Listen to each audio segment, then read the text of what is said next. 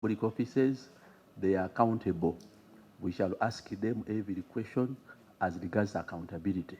And we are not apologetic. So Is that an amendment to my guidance? It is our duty to hold them accountable, and we are based on the audit report. When the auditor investigates, there are some financial flaws here and there, you must answer. We have no mercy. When we meet on the streets, we are just Ugandans. But here we are dealing with the public duty of accountability. So expect no mercy when we are interrogating the audit report. It's a disclaimer from my professor. I will actually demand fairness. I was 26.5, so this can only be less than that. But yes. Chair, before we proceed the next audit issue, which we will not conclude. The figures in the financial statements, if you do mathematics properly, and it was referring to note 5, page 28 of the financial statements.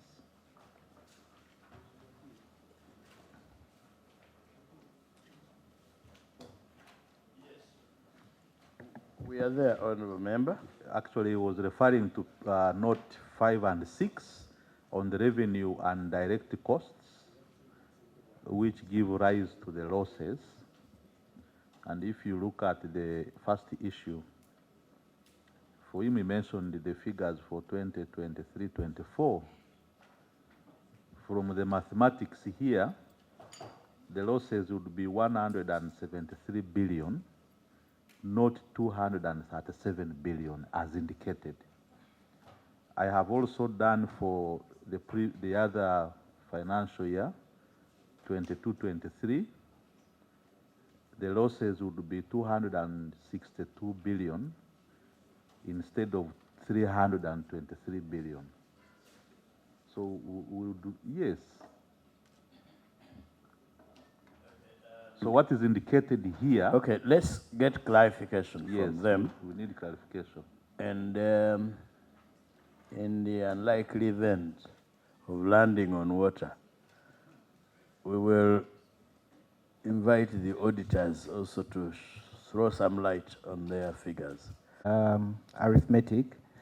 So the difference is arising because you're comparing the revenues with the direct costs only.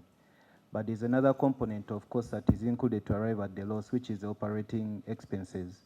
So the difference, for example, for financial year 23-24, indeed the loss on contribution was 173. There's a difference of 64 billion, which is made up of our other operating expenses, including employee expenses and financing costs and financing charges. So when you incorporate the elements of direct and our operating expenses, you'll indeed arrive at the losses which are reported of 237 for financial year 23-24 and 323 for financial year 22-23. Thank you, Chair. Is it possible to refer us to those costs you are talking about in the finance? It is possible. Chair. By what arithmetic mistake?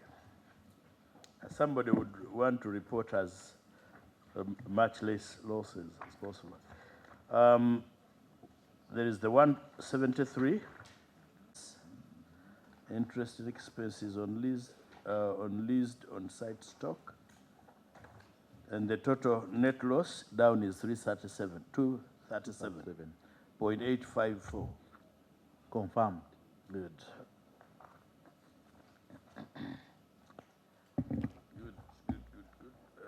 Number 2, please. Page 3 of your responses. I don't want to see these zeros again when it comes to dividends. Noted, Honorable. Okay. The declaration of dividends is tagged to profitability. Yes. And the airline is, however, working towards a break-even point.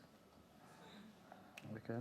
That was our response. Colleagues, I think that's straightforward in light of what we discussed earlier. Yes, sir. Can we go to the next, which is that contingent liability or no?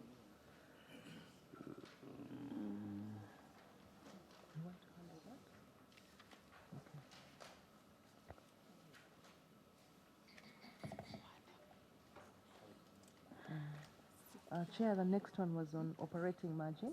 Yes, operating margin, sorry. Okay.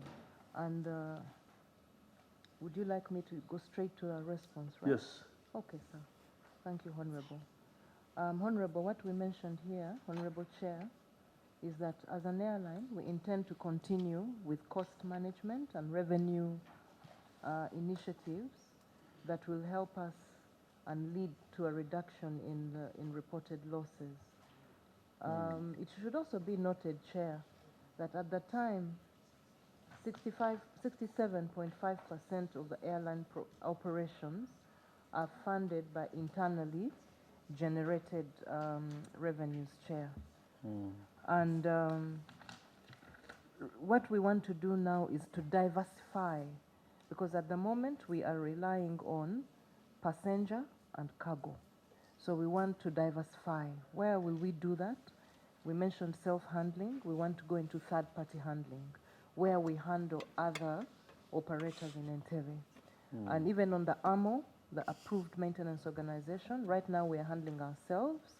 So we want to start a process to be certified to handle third party. And that will generate more revenue for the airline. Thank you, Chair. Do you have any questions, colleagues? Honorable Nangoli, where are you going? You have not even introduced yourself. You're running away. No, you are not around when you are leaving with all your property.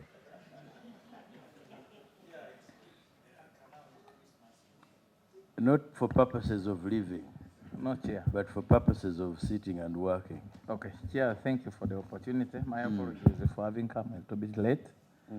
It's not My a little name- bit, for having come late. My name is Gerald Nangoli. I represent the people of Elgon North and a member of this committee. Chair, And, I'm also the vice chairperson of NRM Bulambuli district. So sorry about before. And on page 2, 3, 4, when you look at the parameters of 2023, they went way higher than the figures of 2022. True, you have brought them down in 2024. So I would have loved to hear from the CEO what pushed, for example, loss to 323, the operating margin to 138. You also notice that return on assets on page 4 went higher. I would love to hear from the corporation. Why did we on page have that 4, where do experience? they go higher? On page 4. Page 4. You said on page 4. The return on assets. Minus 32 as compared to 23. That's lower. Okay, thank you, Chair. Thank you. Please answer that and we move on. Honorable Chair, would I be right to say the honorable member is asking about the return on assets?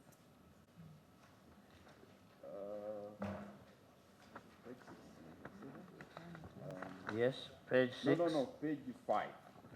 5. You can see that current ratio goes down from 1.4 to 1.3. I hope the point is clear, CEO. It's clear, Honorable. Thank you. Chair, I'll answer both. Yes. For the financial utilization was, for the CRJ fleet, was 9 hours and 8 hours for the Airbus fleet. And this has since changed, Chair, to 15 hours per day on the Airbus and 11.5 on the CRJ. which is close to the industry standard, Chair. And to reach full What is the industry standard? for the CRJ, it should be about 13, 12.5. 13 is really pushing it, about 12.5. For the Airbus, 13. Yes, sir. To reach full utilization, there is need for network expansion, which necessitates acquisition of more aircraft.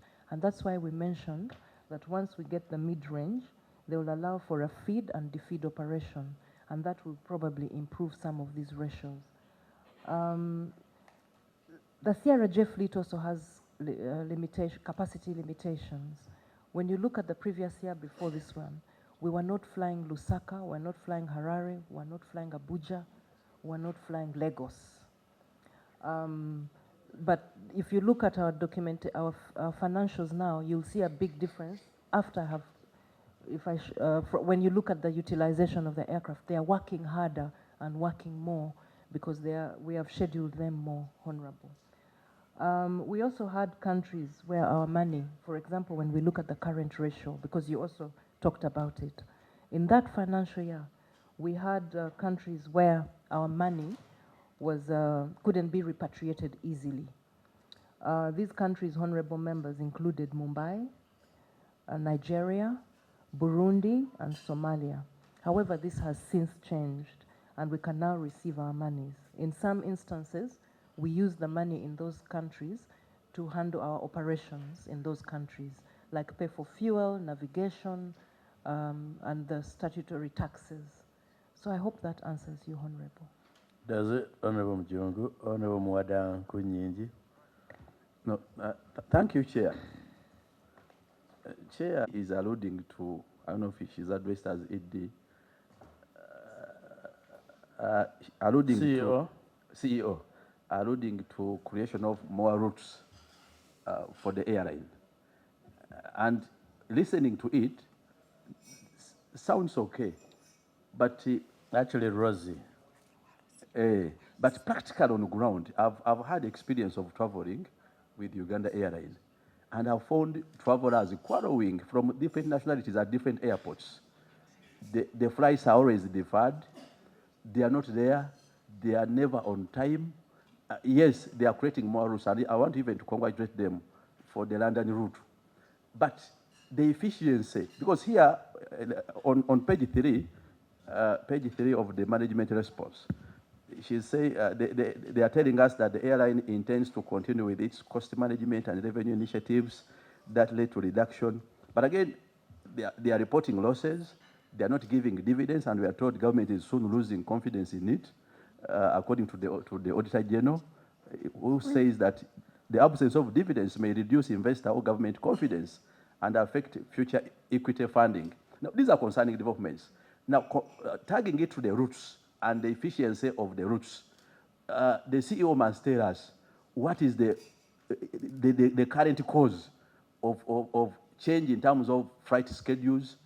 People wait at airports for hours and hours, sometimes days.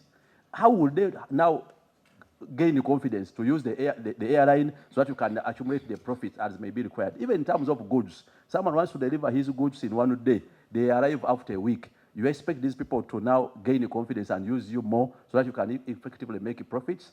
Tell us what is the current cause of the so many deferred routes that makes passengers or leaves passengers stranded and waiting for hours. They are losing confidence. You cannot assure us that you will make profits when travelers and businessmen are losing interest, and they are losing interest. They are very much bothered. Saying one and the same thing over and over again. Chair, it is very annoying. The CEO must tell us what is that strategy they are going to employ. Muwadda, thank you very much. You would not be good English, but for emphasis, you have made your emphasis and point. Could you tell us, 1, causes for the delays, 2, strategies in place? I think before you came, she mentioned quite a number of them, including an increase in fleet and because of who you are, coming from the same party with me. Wait, who has allowed you to access the microphone, Honorable Itungo?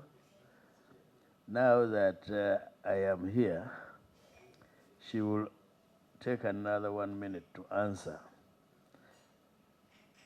She's answering. No, she's answering. After she has answered, proceed and answer that. Mentioned something that beguiled us as well. And I'll repeat for purposes of his understanding, because he wasn't around, the different discussions we had. Honorable, one of the things we talked about was the CRJ. Yes, you're right that we've had delays. We do have delays, and we also have disruption management. Now, to talk to the delays, Honorable, the CRJs are the bedrock of the region.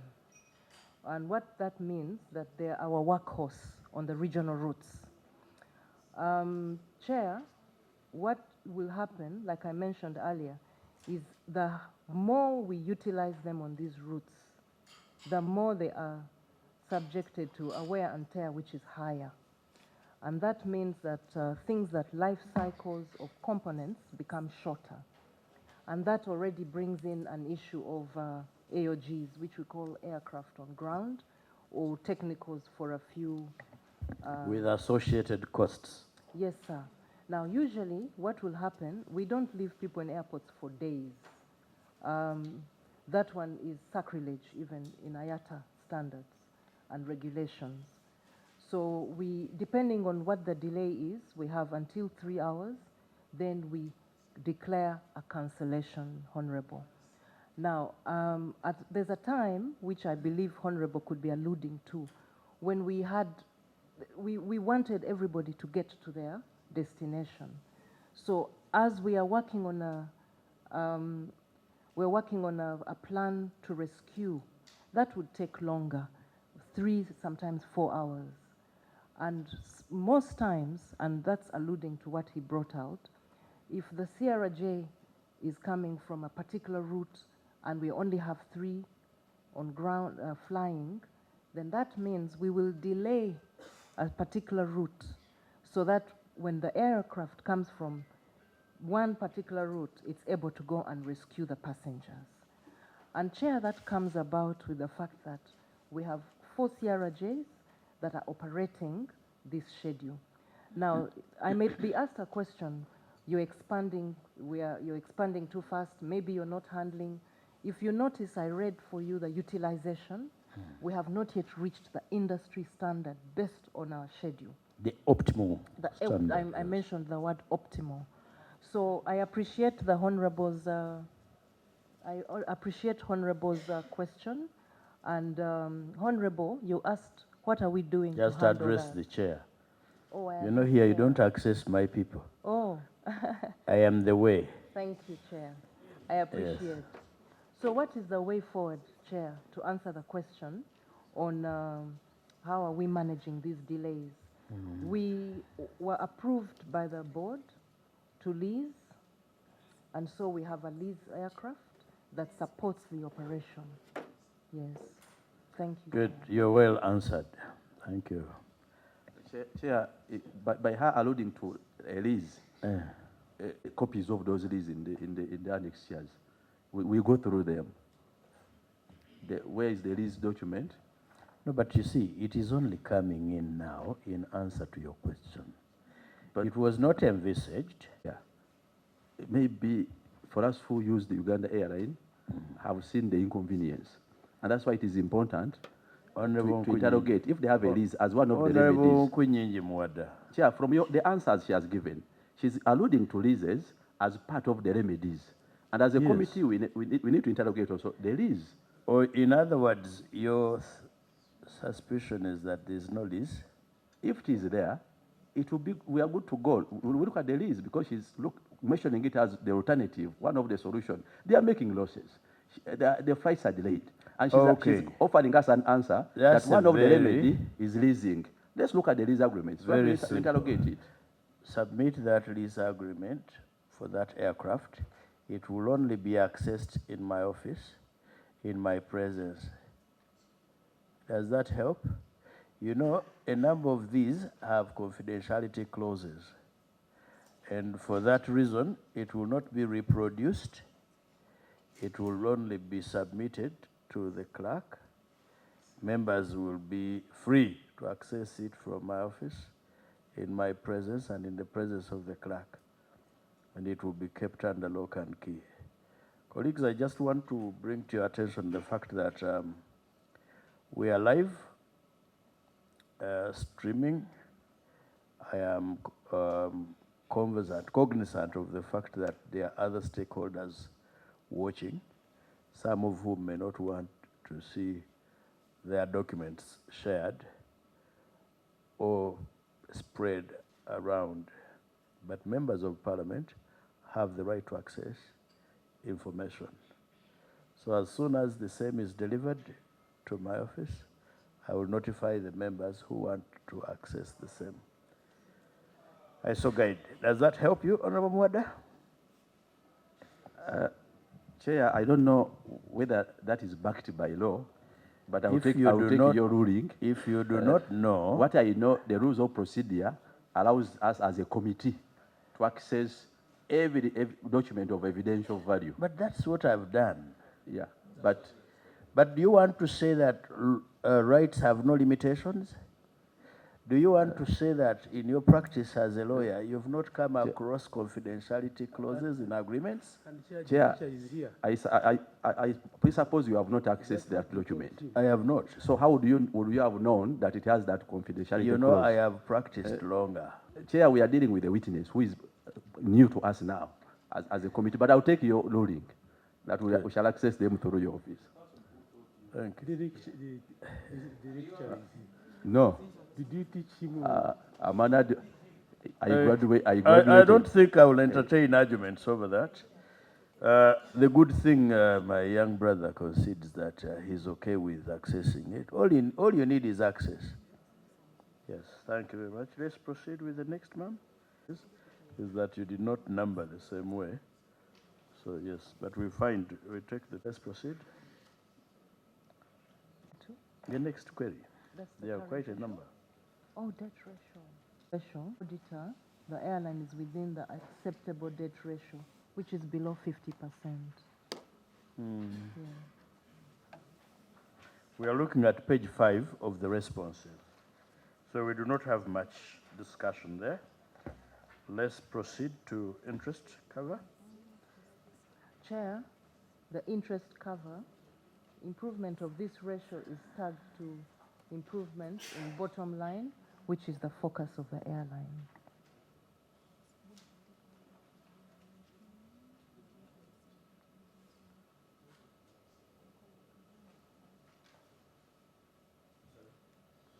It's okay, Chair. Chair, I was giving an answer on the interest cover. The response we gave was that improvement in this ratio is tagged to the bottom line, which is the focus of the airline to improve. Thank you, Chair. That's on interest cover, Chair.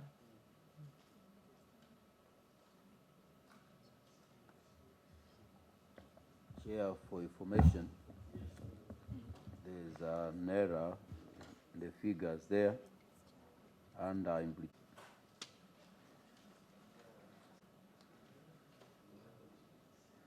Are you there?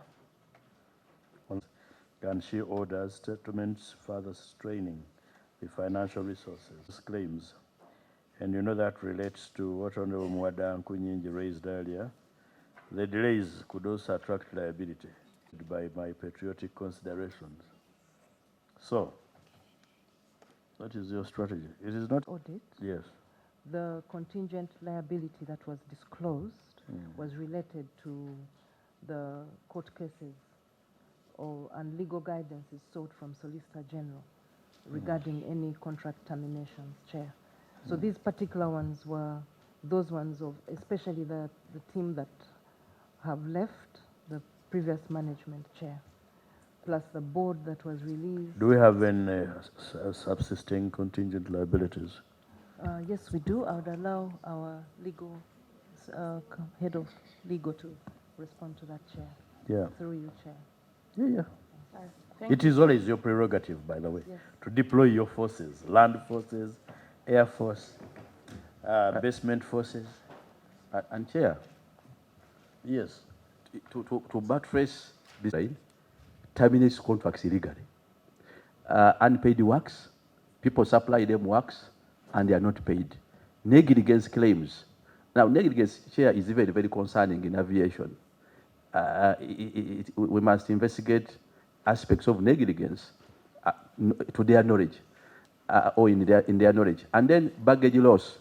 Why do you lose people's baggage or luggage? Because why should someone first go to court to recover his or her bag? This should be matters that could be ironed out even before litigation can come in. Let's look at also what measures have been put in place. Even a settlement is a liability. Even settling a matter, you settle after admitting liability. And who is the company secretary? Because it appears there is a lot of The company incompetence. secretary is a lawyer who actually does post-mortem, like you. Baggage loss, reporting, and recovery that has reduced by improvement in operations. And it's true, Chair, you pointed out correctly, not all of them we've lost. Some of them, we are all lawyers, we know. Litigants will go to court We are before not. they come to. Yes. Passengers will, first instance is to go to court. But when they come, we explain it. Most cases, we even trace the bags. They're actually there. That doesn't take the issue that it was delayed to be delivered, which we are working on by making sure bags are delivered in real time, Chair. Okay. I think let's approach across the globe. It's not a new phenomenon. And let's not look at it in a way that destroys business. Two, yes, the CEO is the ugly face of the monster that we don't see. They will all commit all manner of mischief, but we will not invite ground operations to come here and tell us about the bugs. And some of the bugs are actually not lost in their hands, but wherever, outside the jurisdiction where they operate. The liabilities are also different in character.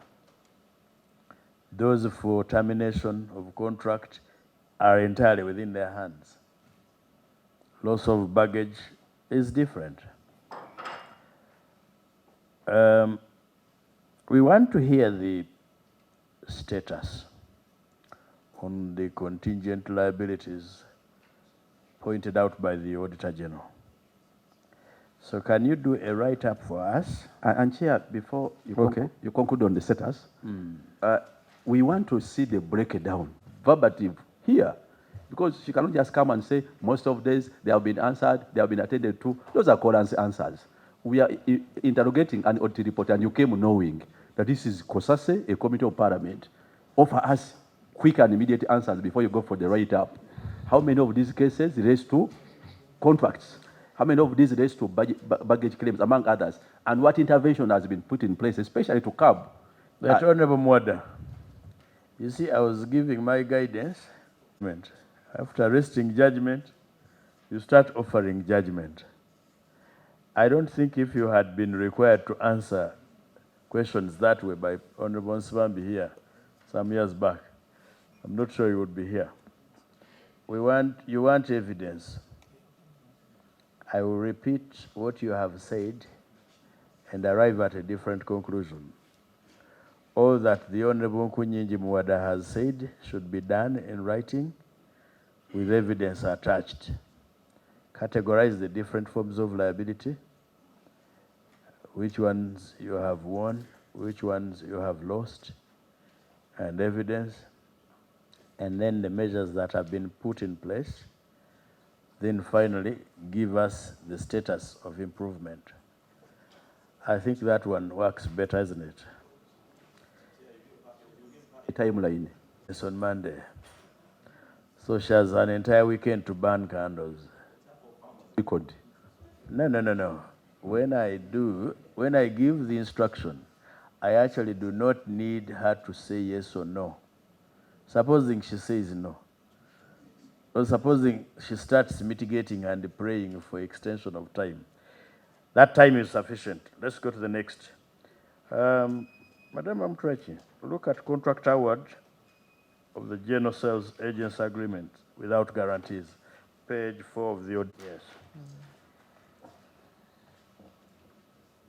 1.3 colleagues.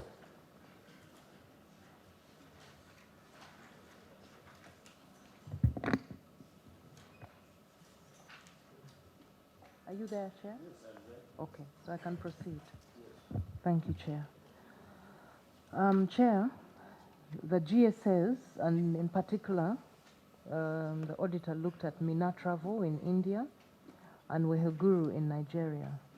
Whereas guarantees were sought of them, these settled the airline's obligations in the respective countries due to the absence of an airline bank account, given the lengthy process in operationalizing one. As a foreign operator, there were a number of checklists and requests that were given, and as well as the repatriation challenges that I had mentioned earlier. At the time, that guarantee was, those GSS assisted the airline to start what we call the startup process of the airline. All GSS were engaged to remit the outstanding payments due to the airlines, and these were remitted the same. We gave you proof of remittances, Chair, in your document. Yes, sir. Annex E, Annex F. Then the requirement for guarantees is uniformly applied in all GSA contracts using a template that was approved by the Solicitor General. We also put that for you, yes, sir. Colleagues, any questions relating to that? You've seen the approval? Now, we are faced with an audit report. Someone is either negligent or a deliberate attempt to cause the airline losses. Now, when you look at these contracts, the Auditor General tells us that certain contracts, certain agents were awarded contracts without the requirement to provide guarantees. And this is the same aspect that has caused or exposed the airline to potential credit risk and losses. And it would be in our interest to learn who failed to ensure that these contracts are aligned to the law and protective to the airline. Is it the CEO? Is it the company secretary? Is it the legal head? Who is in charge of this documentation? Because these are financial matters, and we are told the Auditor General is recommending to ensure that take immediate steps to recover the outstanding balance. For example, 158,876 USD. What steps have been taken to recover this money? Because there were no guarantees, and this money on page 5 of the audit report is quoted as hard to recover, US dollars 158,876. Now, what steps have been taken to recover this money? 2, what steps are being taken to ensure that the contracts, if any, are updated? And 3, who is responsible? Who failed to do his or her work? Because here the airline cannot say that we have just learned of this. The response from the entity is shallow. It is not convincing at all. Let's focus on... Have you addressed your mind to page 10 of 23? Page 10 of 23. Where all GSAs and were engaged to remit, those companies were engaged to remit the proof of remittances. Have you addressed your mind to Annex E? See, I'm trying to reach there. But I'm wondering why it is not part of their response. It is not, but this is part of their response. At this particular... I am reading their response. Please read page 10. Here, which annex here? Look at Annex A.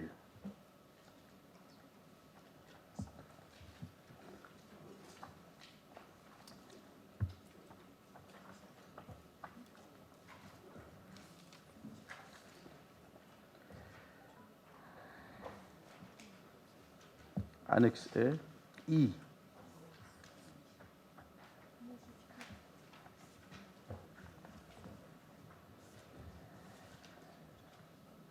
Honorable Chair, I'm addressing I'm Dr. Batua Timothy Lusala, Member of Parliament, representing the people of Jinja, and in Parliament I'm also the Shadow Minister of Health and a member of this committee. Yes. Chair, I wish to get clarification because I draw a distinction between the disease and the cure. So management, you've responded elaborating how you cured whatever had happened. But to avoid that from happening again, and with knowledge that as you're conducting your procurement process, there are requirements which when any of the applicants does not have, it leads to that applicant losing an opportunity of doing this kind of business with you. I want to believe that advance payment guarantee is an important issue in procurement management or contracting or in the bidding process. Before I go where I want to go, I want to know how many bidded. And if there are those who lost, why did they lose? What did they not have that led to them losing this contract, such that I can better understand why these two particular companies, even when they do not have an advance payment guarantee, they went through the bidding process successfully. To my knowledge, they shouldn't have passed that step. I want to know whether you've passed with your procurement officer such that we get a technical answer from that person. Thank you. Honorable Muzale Martin. Thank you, Mr. Chairman. Mr. Chairman, just in addition to what my colleague, Honorable Batua, has just said, important that we get to know whether there was a waiver from the Solicitor General to clear this contract where there was no guarantees. Why do you want to presuppose that there was a waiver? Suppose it's not even given by Solicitor General. It is given by law. That in these cases, contracts which do not exceed this amount, you may proceed without Solicitor General approving. Let's have those answers. Witnesses? You may refer. Questions was, we've answered the cure, but what have we done? So on page 10, Chair, we mentioned that management is also fast-tracking the implementation of supply chain management, a module of Oracle ERP that provides capabilities to track expiration dates, ensure timely renewals or terminations, because that was one of the issues that came from the auditor. Now, to answer to respond to the honorables, for me to be able to know how many bidded, how many didn't, Chair, I would like to be able to submit that at a later date. Yes. Because I would not have all that information here. You certainly can't. Thank you, Chair. So Monday, That's, close of business. that's okay. Okay. Does that solve it? Let's go to the next. Chair, Yes. the Auditor General recommended they should establish a team or person to monitor compliance with GSA agreements, including verifying the receipts of guarantee before contract execution. Let the CEO address us on that. Has it been put in place? Has it been put in place? Chair, where is the honorable member reading from? On your response, page 9 of 23, you well captured the recommendation of the Auditor General, but there is no response on behalf of the airline on action taken. Maybe you want particulars of the under, tracking, the fast tracking, the under implementation. recommendation, bullet 3. Yes, I am reading where you're reading. I'm saying maybe you want particulars of the implementation. It is answered. Maybe you want Of a person. We have the country managers who help us, notify us in case these contracts are expiring. However, the airline is going digital, Chair. And we also understand that there can be an element of human error. So much as we have the Auditor General recommended a person or a people, we believe that the system, based on our response, would enhance that. Thank you, Chair. But please, let's not read the Auditor General's recommendation mechanically. Listen to what the Auditor General says. I advise the accounting officer of the airline company to implement robust system. Chair, please allow me to No. answer. Are you one of those? Who interfere? Yes, With with the process? procurement processes. No. That Because was his we have question. we have a process. We have a contracts committee. We have accreditation that allows people to do things. Honorable depending- Kabalindi. Thanks very much, Chair. About 1.3. You see, much as the monies were recovered, but the nature of discriminating awarding of agreements is what is important as far as others being put guarantees and whatever. If you come to the recommendation of the Auditor General on page 5, Roman 4, apply guarantee requirements uniformly to all GSEs to ensure fairness and accountability. To me, this is the principle that I'm interested in, much as there were methods of recovering the money. My question is, has this been implemented?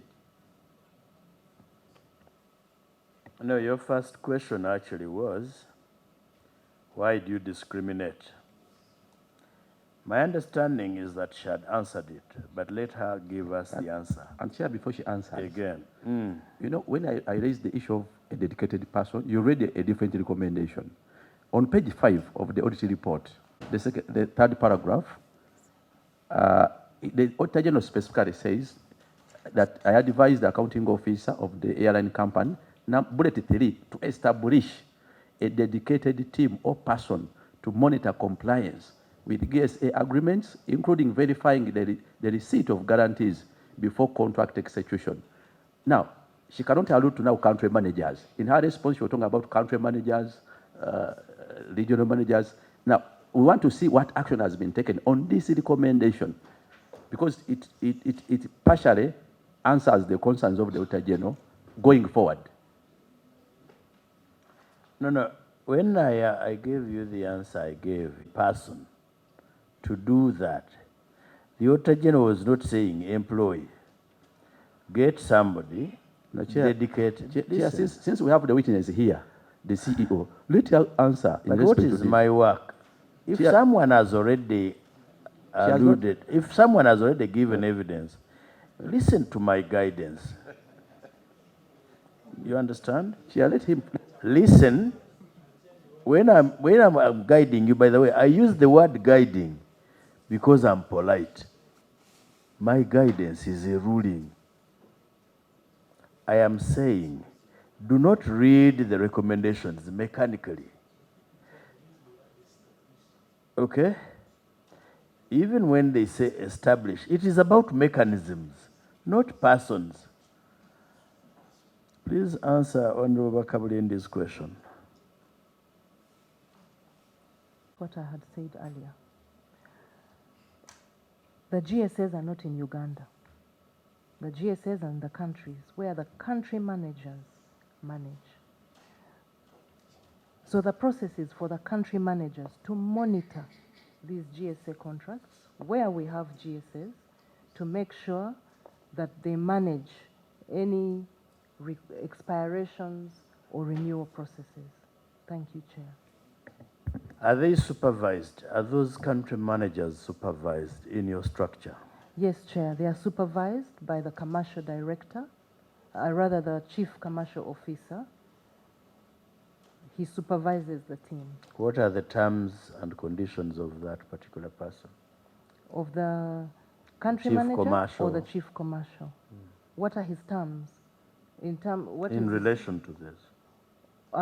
Chair, it's, I would have to provide you with that detailed JD. The job description. The Yes. colleagues, what I'm trying to bring out, anyway, is structure provides for who supervises that country manager. Because the concern of the members would be, supposing this country manager is part of the problem. Isn't that the concern? Is part of the problem. Is there somebody who supervises the operations of that country manager? That's why I say, don't read it mechanically. Talk about systems. I hope that is answered. Yes, Honorable Kabulindi. Mine was.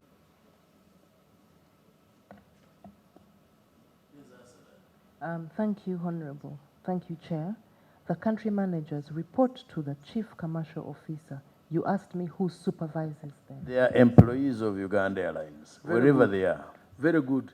Arising out of the recommendation from the Auditor General, have you ever put down a circular requiring them to observe what was recommended by the Auditor General? That was the simple thing I wanted. Yes, either they report to supervisors or what, all of them are under you indirectly or directly. It's a matter of now saying on a particular date a circular was passed, never to hear that these things are not done in a fair way. As simple as that, that's what I wanted to hear. And Chair, it is even concerning when the CEO says that the country managers are not under her, but under a commercial officer. Take us serious. How can you be the CEO and you're not in charge of the country managers? Was that a honest answer, or you are just She not used aware? the word they report to the. Chair, she wasn't honest. Let her own these people so that we can ask her. Now, how does that relate to honesty? You see, colleagues, when you use not honest, you are submitted through the company secretary and approved by the SG. So that contract is what we are using going forward for all GSA contracts that we have been putting in place. Secondly, the country managers have been appointed as the contract managers to ensure that they see to the full execution of the contract and follow up with the. Chair. Our colleague is using a lot of words, and yet the answer is very simple. We are talking about guarantee requirements being uniformly distributed. Now you are the chief. In these new templates you are talking about, is there that clause that requires that as a must? Yes, And please. you say that. Yes, please. Yeah. Maybe it's that's well covered, isn't it? Let's go to the next query.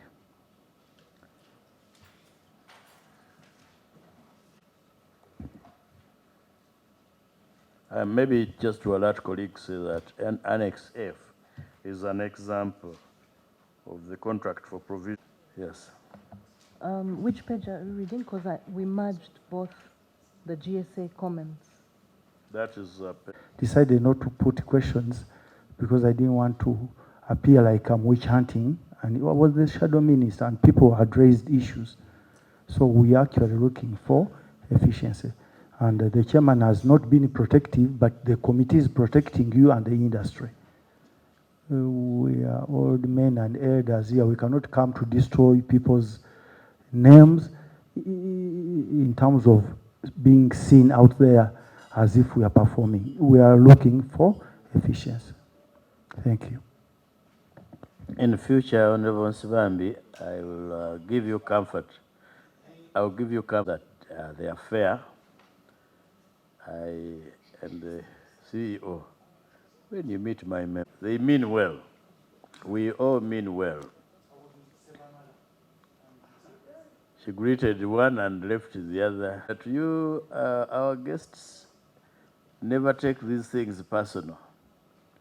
When you see me on the airline, give me a cup of tea, knowing that while I was here, Public officers, they are accountable. we shall ask them every question as regards accountability. And we are not apologetic. So Is that an amendment to my guidance? it is our duty to hold them accountable, and we are based on the audit report. When the auditor investigates, there are some financial flaws here and there, you must answer. We have no mercy. When we meet on the streets, we are just Ugandans. But here we are dealing with the public duty of accountability. So expect no mercy when we are interrogating the audit report. It's a disclaimer from my professor. I will actually demand fairness. You need my permission. It is now my microphone. Yes. Thank you, Brown. And I have been sitting on this committee, and year in, year out, I have been at least interfacing with these people. Mr. Chairman, our biggest worry is, of course, the big losses that as an institution is incurring, which is a direct cost to Ugandans, taxpayers. Mr. Chairman, if I look at 1.4, it is not any different from the previous queries that have been coming. You know, we are talking about efficiency and so on.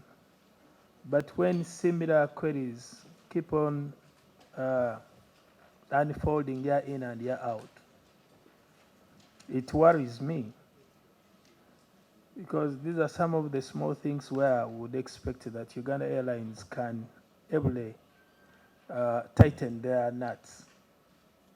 Because this is a very simple issue. We all know that when you deal with someone where there is no contract, you're at his mercy, either to pay you or not to pay you. Now, looking at the big losses you incur, and we also see these small errors, which I would call them omissions, happening in your institution, it worries us. Mr. Chairman, just like my colleague, the Honorable Nkunyinji, has just said, our focus is to see that those holding public positions, they are held accountable. Of course, we are not witch hunting anybody from you. Our main focus is to see you work to the expectation of Ugandans. So these small omissions and mistakes, we wouldn't want to see them year in, year out. So we're also human beings. At times, we become angry because we are seeing the same mistakes year in, year out. Mr. Chairman, I hope these people have heard me. They've heard you because you were using this microphone. Honorable Lusala, you know when somebody says is To interrogate negligence, I understand it as you neglecting the duties that the law has imposed on you. I want to interrogate it first in the aspect that, whereas we noticed earlier that you went on to issue contracts even without the advance payment guarantee. Now here on page 12 where we are, I take you on item 2 in that table. Be with me. It is now a different scenario where payment guarantees have been made. But if you're to follow with me there, using those 4 months, the first month is March, the second month is September, the third one is November, and the fourth one is Feb. That in March you contracted. And whoever you contracted was to supply in September. And for him to supply in September, he gave you an advance guarantee that expires in October, which is logical. It would expire after he has supplied. But in your response, you're telling us that actually that person supplied in Feb the following year. is shipped in Feb the following year. So even this is an incident where you've been good, demanded for an advance guarantee, and it has been given, but it has lost logic that the management was, I don't want to go far, but I want to know, you know that you're managing a unique entity. We want to be helpful while writing our report. We've seen entities that are actually unique, that need an exception or a modification of some of these guidelines by PPDA and anything else. So as it is, you appear to be negligent. Maybe there is something that is pushing you to appear that way because of the uniqueness of the entity you're managing. How do you want us to help you? What changes can we make or propose in the existing laws that are making you manifest First, the there way is you no should change not? needed, Honorable Lusala. The PPDA laws are designed in such a way that they are flexible. Where you find that there is uniqueness in your kind of industry, you apply for a waiver. Isn't that the case? Maybe the way I wanted But the to bring it question, out. I think the underlying question is, why are there these delays? Because that's the only question that has not been answered. Where the question is why there are delays, the answers here are giving us status report. You should be at liberty to tell us why there was this delay. Because we may be blaming you for some of the delays when they are not yours. And what I want to come out clearly, Honorable Chair, as you come in, are you allowed to spend at source, or some of this money comes late as a result of the bureaucracy that is really involved? You know, these are some of the things we want to come out. Otherwise, you all look very intelligent people that you should run this thing very well. So we want to know what is failing you so that we correct that anomaly. You see, like I said, Chair, before, if you look at the purpose of an advance guarantee, and you look at how this died on the manufacturing of the. How had you engaged them? Did you make a telephone call to them? We wrote to them. We had a Teams meeting, because at the time when we were having those challenges, we would communicate to them and tell them this is where we are with this. And we had several meetings. And that's why on the files, the contract management reports at the time could only speak to what the contract was saying, that we had signed the contract in May, and the delivery was on 9th. And we did not have any other detail until when they confirmed that they would start manufacturing. So yes, we have engagements that we conducted with them, and we have evidences of that on Teams and emails, several emails that we wrote to them, so that they could get the perspective of what we are going through at the time. Now, I maybe, Chair, let me mention this. We are accredited as Uganda Airlines to perform our procurement processes a certain way. One of the things that we had been given was to make 100% payment. But like I ideally said, when we presented that to the Attorney General and the law had changed in Feb 2022, no, 2024, and released by PPDA, that ceased to make sense to the Attorney General, because then they were saying that that accreditation had given to us when the law had not come into effect. So when the law came into effect, the 100% became null and void.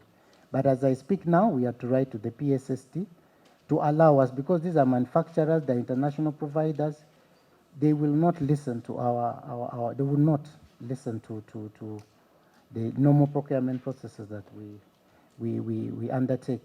And so we are to engage, but when we finally engaged, manufacturing was done, the team was dispatched to go and verify the equipment, and when they verified, the equipment was shipped and finally delivered, inspected, commissioned, and now it's operating.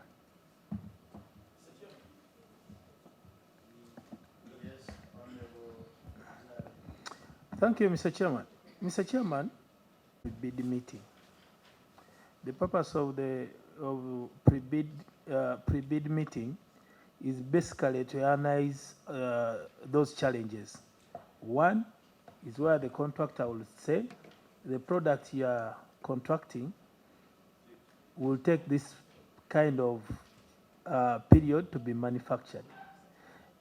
Can we get those that evidence from those pre-bid meetings, whether those issues were pointed out, but maybe perhaps there was just other challenges as you've explained? Lastly, Mr. Chairman, is for him also to explain to us if at all he understands the issue of a performance guarantee, because the purpose of the performance guarantee is to cover the contract. In the event that the contractor fails to perform, you, the agents, you hold on to that performance guarantee to pay yourself. Now, I don't know whether he understands the essence of having a performance guarantee, or to him, maybe he should just give us the definition of a performance guarantee and its purpose in the contracting process. No, we will not go into that. I remember someone who was cross-examining a witness and said, what is chemistry? And pollination. We will not go into that. I think, colleagues, let's understand that there are gaps. All right? I have guided already that they are going to explain these gaps with evidence. We did our part. Pretty much the same thing he's been telling us. We did our part, but because of person X. Why are we interrogating this even after it has been remedied? Is that we want to know who is responsible for the failures that we are witnessing here, to avoid reoccurrence. So that's why I am giving you this time up to Monday to give us a write-up on that. Kunyinji Muwadda, then Honorable Lusala. Thank you, Chair. Let me say one thing good about Uganda Airlines. Yeah, I would appreciate that when you use the airline, the crew is good, and the reception is always good.